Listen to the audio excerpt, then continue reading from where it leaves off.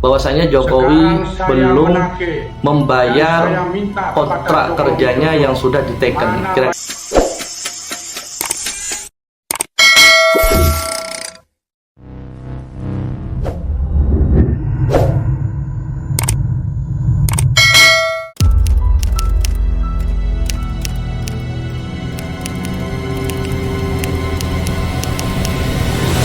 Pak Ustadz, dulu waktu Pilpres hingga pelantikan Jokowi kan ada seorang paranormal Ki Sabdo Jagadroyo yang mengaku memasang tentara gaib termasuk dari Nyi Roro Kidul di gedung DPR. Apakah itu termasuk usaha Jokowi menaklukkan rakyat Indonesia untuk menjadi kekuasaannya? Mohon maaf karena di zaman modern kadang banyak yang tidak percaya masih ada sihir guna-guna gendam. Bagaimana seseorang untuk keluar dari pengaruh kekuatan tersebut? Saya lihat di YT, bahkan paranormal tersebut memperlihatkan kontrak kerja untuk menagih pembayarannya.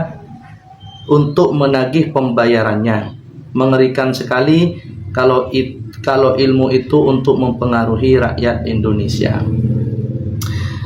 Baik, assalamualaikum saudaraku dimanapun kalian berada. Jumpa lagi sekarang dengan saya. Kali ini kita akan membahas pertanyaan dari saudara kita, yaitu Al-Fakir. Di pertanyaan itu, pertama Al-Fakir bertanya tentang Ki Sabdoroyo ya. Jadi kalau tidak keliru di situ namanya Ki Sabdoroyo. Kita cek lagi. Ki Sabdo Jagadroyo. Di mana Ki Sabdo Jagadroyo ini mengklaim dia adalah gurunya Jokowi yang bagian dari ikut serta untuk memenangkan Jokowi pada waktu itu ketika mencalonkan presiden. Di mana Ki Jagadroyo ya. Ki Jagadroyo ini mengklaim dia telah mengutus Nyi Roro Kidul ke gedung DPR untuk memenangkan Jokowi. Kira-kira begitu ya pertanyaannya. Sebentar saya lihat dulu. Ya intinya Ki Jagadroyo ini dia memasang tentara gaib termasuk dari Nyi Roro Kidul di gedung DPR. Apakah itu termasuk usaha Jokowi menaklukkan rakyat Indonesia untuk menjadi kekuasaannya? Ya, Ki Jagadroyo ini ya, yang mengaku gurunya Jokowi ini memang dulu itu pernah viral teman-teman, dimana beliaunya itu ya selalu mengangkat permasalahan bahwasanya Jokowi belum membayar kontrak kerjanya yang sudah diteken. Kira-kira begitu. Nah, sekarang yang mau kita bahas di sini, apakah benar Ki Jagadroyo ini telah mengirimkan tentara gaib termasuk Roro Kidul ke DPR? Saudaraku, seseorang mengklaim itu sah-sah saja. Jadi ketika orang mengklaim apapun itu adalah haknya. Tetapi tidak semua apa yang orang itu klaim harus dibenarkan atau kita harus percaya. Karena untuk mempercayai sesuatu klaiman seseorang itu harus ada data. Jadi sangat aneh sekali kalau kita itu mempercayai sesuatu sedangkan kita tidak melihatnya. Nah ini yang harus kita bedakan antara orang yang mengklaim dan orang yang nanti itu apakah mempercayai atau tidak. Ini dua versi yang berbeda. Karena apa? Karena banyak kita melihat ketika seseorang mengklaim ini seakan-akan sudah menjadi kebenaran. Dan bahkan ketika orang itu tidak percaya ini jadi masalah. Karena memang antara yang mengklaim dengan orang yang menyimak atau mendengar ini ada di tempat yang berbeda. Jadi seseorang misalnya mengklaim seperti Ki Jagadroyo ini ya. Dia mengklaim bahwasanya dia itu telah mengirimkan kekuatan gaib, pasukan gaib termasuk Roro Kidul ke DPR.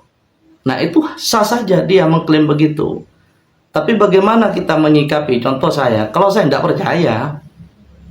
Kenapa saya tidak percaya? Karena saya tidak melihatnya.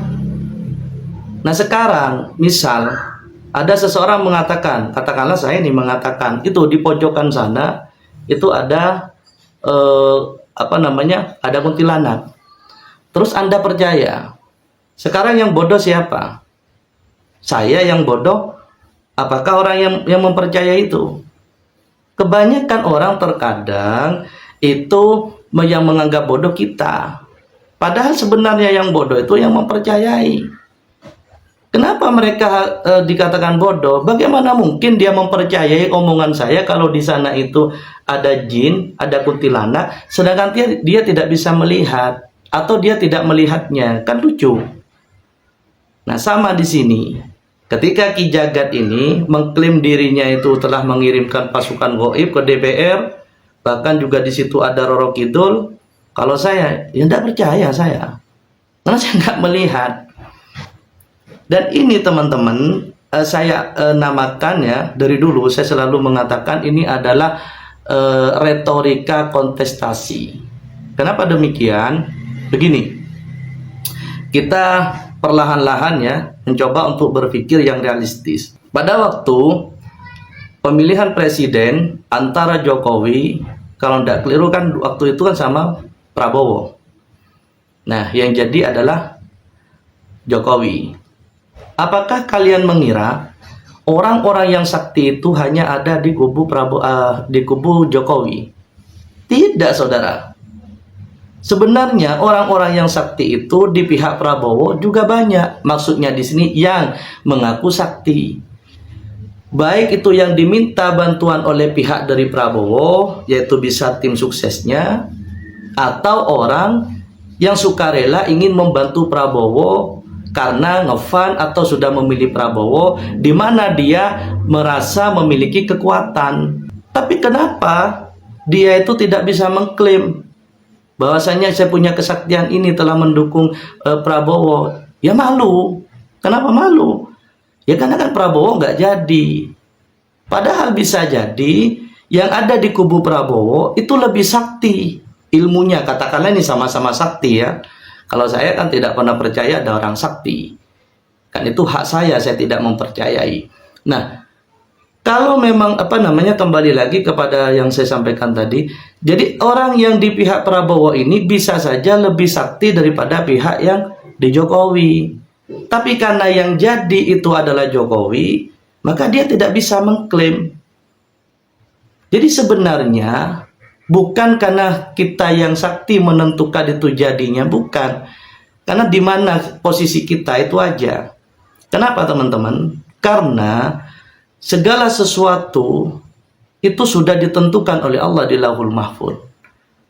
Jadi tidak hanya presiden, dari bahkan pemilihan RT, RW sampai ke presiden, di Lauhul Mahfuz itu sudah ditentukan oleh Allah.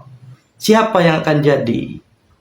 Cuman karena itu wilayah Allah, bukan wilayah kita, maka kita di sini punya wilayah yang lain, di mana tugas kita, kewajiban kita, yaitu hanya berikhtiar, berusaha. Karena terkadang orang berpikiran begini, kalau segala sesuatu sudah ditentukan oleh Allah, buat apa kita berusaha?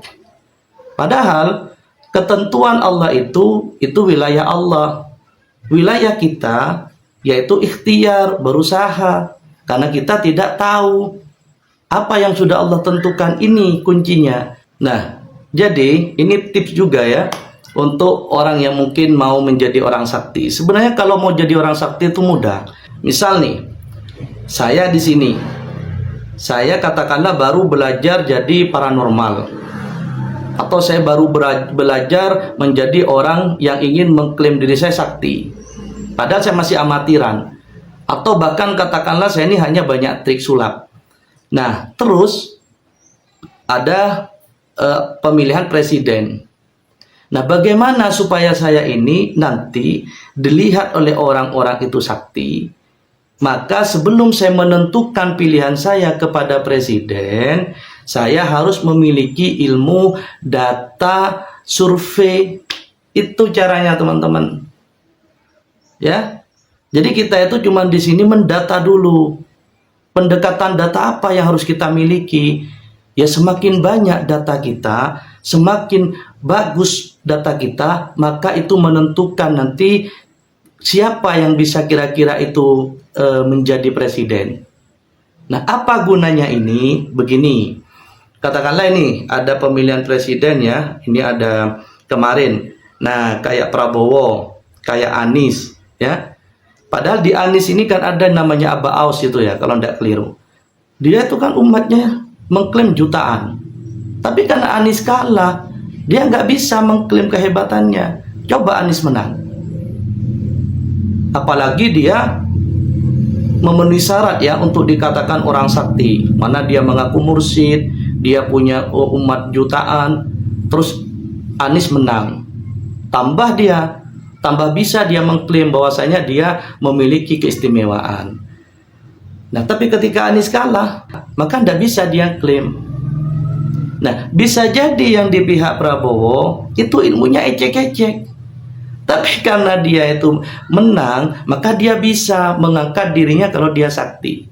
Nah, kembali kepada cara tadi yang mau saya ceritakan atau saya sampaikan itu. Nah, ketika kita sudah memiliki data yang otentik menurut analisa kita ya, bagaimana caranya? Misal nih, saya ingin menjadi orang yang terkesan punya kekuatan atau saya punya kesaktian nih ceritanya. Nah, maka langkah yang harus saya lakukan, bukan saya ini langsung memilih siapapun yang datang, oh saya senang Anies, misal. Saya harus bertapa, saya harus di sini berpuasa, ya bodoh saya. Ya kalau nanti itu menang, kalau enggak, karena mau kita bertapa seperti apapun, itu namanya masih cara gambling. Jadi masih di sini itu kita masih cara untung-untungan. Ada cara yang lebih hebat gitu. Bagaimana caranya? Nah, kita data, kita harus cari ini siapa kira-kira yang punya potensi menang. Nah, kalau saya ini, maka saya lebih cenderung kepada Prabowo. Kenapa kepada Prabowo? Walaupun pada waktu itu Anies itu memang data surveinya tinggi ya, katanya begitu. Satu, Prabowo ini sudah beberapa kali dia itu nyalon. Dan dia sudah punya masa tetap. Orang-orang di mana yang memang sudah tidak bisa lagi dipengaruhi agar pindah pilihan. Itu dia sudah punya pasar istilahnya. Nah, ditambah lagi di sini ada Jokowi, yaitu Gibran di sini. Nah, dalam ilmu politik kekuasaan ini tidak bisa kita itu pungkiri bahwasanya kekuasaan itu memiliki pengaruh yang luar biasa. Maka saya sudah menemukan nih Prabowo. Jadi saya ini cuman bermodalkan bagaimana orang-orang itu tahu kalau saya ini memilih Prabowo dengan embel-embel atau emblem saya ini memiliki kekuatan supranatural. Selesai. Nah, tinggal bejo tidaknya saya, analisa saya kalau benar itu, maka saya bisa mengklaim. Bukan di sini kalau memang saya sakti, maka itu akan jadi. Bukan begitu cara berpikirnya. Tapi kalau saya analisa, saya benar bahwasanya Prabowo ini jadi, sudah pasti klaiman saya ini ngikut. Gitu loh. Nah, jadilah Prabowo. Baru karena sudah orang tahu kalau saya milih Prabowo, silakan. Topik apa ini yang mau saya angkat? Apakah kekuatan keris? Apakah saya punya kekuatan pasukan gaib yang sudah saya luncurkan untuk membantu Prabowo? Maka orang sudah percaya. Karena orang-orang tahu saya dukung Prabowo dan Prabowo menang. Tapi kalau dari pihak Anies, walaupun betul-betul ini dukun asli, sudah bertapa kemana-mana, dia betul-betul melakukan ritual yang tidak semua orang lakukan untuk memenangkan Anies. Mau cerita? Ya enggak bisa, kan Anies kalah. Jadi begitu teman-teman. Makanya kalau saya menyikapi daripada Ki Sabdo Jagat ini ketika dia teriak-teriak ya, dalam artian bahwasanya Jokowi punya hutang dan lain sebagainya, ya bisa saja begitu. Tidak bisa disalahkan juga ketika Jokowi itu katakanlah benar ya, ada MOU bahwasanya Jokowi memang minta bantuan ke Ki Jagat ini, tapi ketika Jokowi tidak bayar, ya mau dibuat percaya bagaimana Jokowi? Jokowi itu tidak melihat kalau ilmunya dia itu memang ada ketika dia menurunkan pasukan gaib dan Roro Kidul. Kalau Jokowi itu meyakini bahwasanya itu karena dari sebuah taktik politik, artinya di sini karena karena memang politik yang dijalankan itu sesuai dengan keilmuannya, ya nggak bisa. Nggak bisa kita itu mengklaim. Tapi ketika Ki Jagat itu meyakini kalau dia sudah mengirim, ya bisa sah-sah saja benar hanya untuk Ki Jagat. Tapi tidak bisa memaksa Jokowi membenarkan kalau bahwasanya dia itu menurunkan hal-hal yang gaib itu termasuk Roro Kidul. Sehingga itu mungkin yang menjadi alasan karena itu tidak bisa dibenarkan, akhirnya tidak bayar Jokowi. Kalaupun memang itu benar ya, terjadi transaksi. Jadi di sini sebenarnya sama-sama tidak bisa disalahkan. Ki Jagat tidak bisa disalahkan karena dia berhak punya klaim, walaupun salah ya, walaupun tidak benar katakanlah begitu. Karena memang mau gimana kita bisa membenarkan. Sedangkan Jokowi ya juga tidak salah. Kalau dia tidak percaya, dia bisa melihat. Coba kita pikir, dia nggak melihat ada pasukan gaib atau apa. Jadi saya membahas di sini secara objektif ya. Bukan ini urusan siapa yang menang atau siapa yang kalah, siapa yang benar atau siapa yang salah. Saya tidak punya kepentingan di situ. Hanya saja saya menanggapi pertanyaan tadi, apakah itu benar bahwasanya Ki Jagat, Ki Sabdo Jagat ini menerjunkan pasukan dan itu memang yang dijadikan tameng oleh Jokowi. Kalau saya nggak percaya, bisa saja, bisa jadi pendapat saya yang ini yang terjadi. Nah, terus yang kedua, mohon maaf karena di zaman modern kadang banyak yang tidak percaya masih ada sihir guna gendam bagaimana seseorang untuk keluar dari pengaruh kekuatan tersebut. Saya lihat di YT bahkan paranormal tersebut memperlihatkan kontrak kerja. Saudaraku dimanapun kalian berada, ini sangat penting untuk dipahami ya. Sihir ini bagian daripada keimanan. Karena sihir ini adalah hal yang gaib. Orang yang beriman itu wajib percaya kalau sihir itu ada. Ya, tolong ini disimak baik-baik agar tidak kalian salah paham. Sihir ini adalah keyakinan yang harus dipercayai oleh umat Islam. Beda dengan santet ya. Nah, kalau santet pesulap merah, itu nggak percaya. Nah, itu beda. Kan sudah disampaikan oleh Marcel itu. Santet ini karena prakteknya banyak tipu-tipu, bisa pakai racun, bisa pakai ini. Jadi kalau itu digolongkan kepada yang gaib, maka itu tidak benar. Nah, yang lebih paham masalahnya kan Marcel pernah mempelajari santet.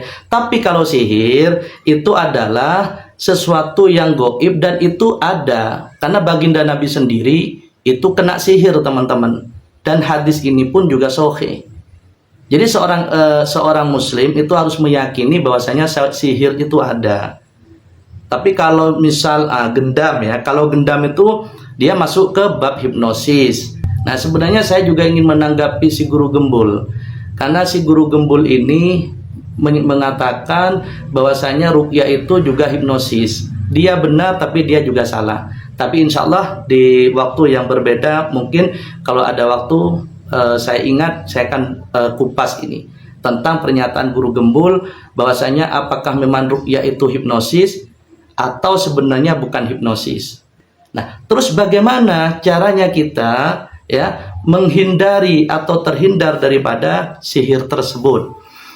Sebenarnya di konten-konten saya sebelumnya itu sudah banyak teman-teman. Saya membahas tentang sihir, bagaimana kita bisa terhindar dari sihir tafrik, yaitu sihir keluarga, sihir majnun, sihir apa saja.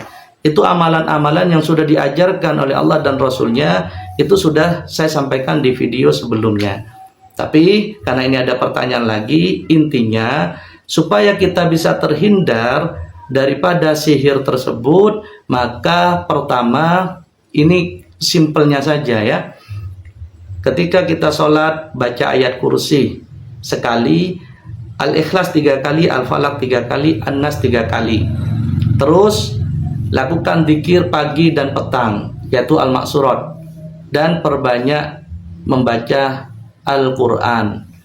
Dan intinya jangan sekutukan Allah dengan apapun teman-teman. Nah, inilah insya Allah kalau ini kita lakukan, karena ini sudah ada jaminan dari Allah, barang siapa yang membaca ayat kursi tiap sholat ya, maka dia ketika dibaca pagi hari, maka dia oleh Allah dilindungi selama sehari penuh itu dari kejahatan jin dan manusia. Ketika kita membaca di sore hari, maka Allah lindungi kita dari kejahatan jin selama semalam. Apalagi tiap sholat kita baca. Maka insya Allah sihir apapun itu tidak akan mengenai kita. Kecuali kita sudah kena duluan. Maka kalau kena duluan, bedakan ya antara kena duluan dengan pencegahan. Kalau kena duluan terus kita baca itu dan tidak keluar, maka jangan salahkan bacaannya. Karena apa? Karena tiap orang memiliki power yang berbeda-beda, tergantung ketakwaannya kepada Allah. Maka kalau kita sudah kena sihir dulu, ya kita libatkan ahlinya. Atau kita coba dulu dengan ruqyah mandiri. Dan itu sudah saya jelaskan di konten saya sebelumnya. Nah, tapi kalau kita tidak pernah kena hal-hal seperti itu, masih free ini, dan kita ingin menjaga diri, itu namanya doa-doa perbentengan. Maka bacakan ayat-ayat seperti ayat kursi, Al-Ikhlas, Al-Falaq, An-Nas tadi yang sudah saya sampaikan. Begitu teman-teman. Semoga ini bermanfaat ya. Mohon maaf dan terima kasih banyak. Assalamualaikum warahmatullahi wabarakatuh.